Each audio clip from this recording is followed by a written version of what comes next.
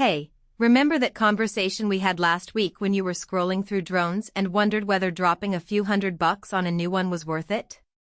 You were worried about getting a fancy-looking gadget that would sit on a shelf, and you wanted to know if it would actually survive a few crashes, give you decent footage, and not break the bank on spare parts.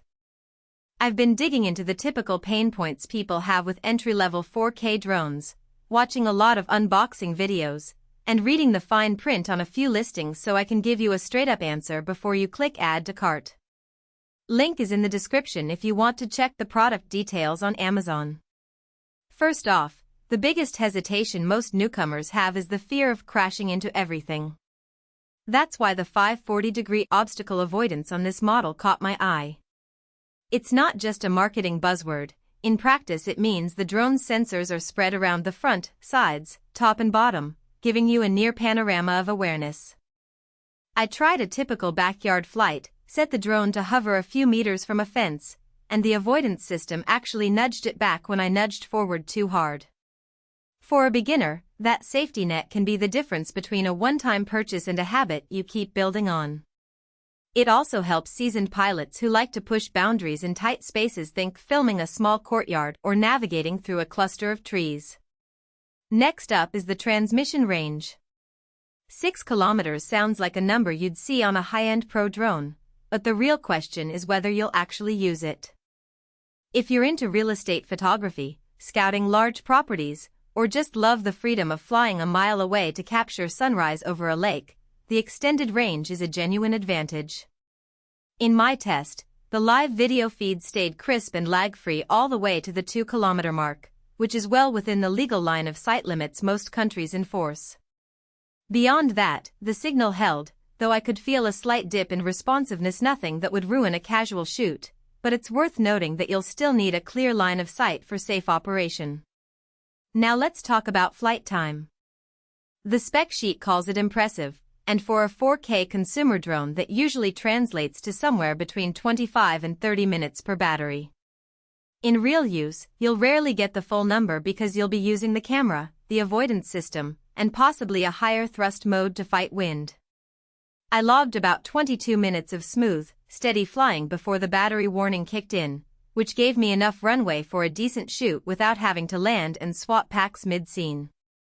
For hobbyists who want to get a few minutes of footage per flight, that's more than enough. If you're planning long-duration aerial mapping, you'll probably need a bigger platform. Controls are another place where this drone tries to win you over. The remote is lightweight, with a simple stick layout and a few dedicated buttons for takeoff, landing, and mode switching. What makes it user-friendly is the companion app that turns your phone into a secondary screen, showing telemetry, battery life, and even a virtual fly-by-wire mode where you can tap on the screen to set waypoints. I found the learning curve shallow enough that after about 10 minutes of practice I could comfortably execute smooth pans and tilts without the drone wobbling. That's a big plus if you're the kind of person who wants to spend more time filming than fiddling with settings. So, who should actually consider buying this drone? If you're a beginner or a casual creator who wants a 4K camera in the sky without a steep learning curve, this is a solid entry point. Small business owners, real estate agents, event photographers, or landscape enthusiasts will appreciate the combination of obstacle avoidance and decent range, because it reduces the risk of losing a pricey piece of equipment while still letting them capture compelling footage. Also, if you're someone who likes to travel light and wants a portable package that you can toss in a backpack for weekend trips, the foldable design, which most drones in this segment have, keeps the hassle low. On the flip side, there are clear cases where you might want to skip this model. Professional cinematographers who need higher bit rates, raw video capture, or built-in ND filters will find the camera's capabilities limited. The generic brand also means you won't get the same level of post-sale support or firmware updates that flagship manufacturers provide, which could become an issue if you run into a sensor glitch down the line.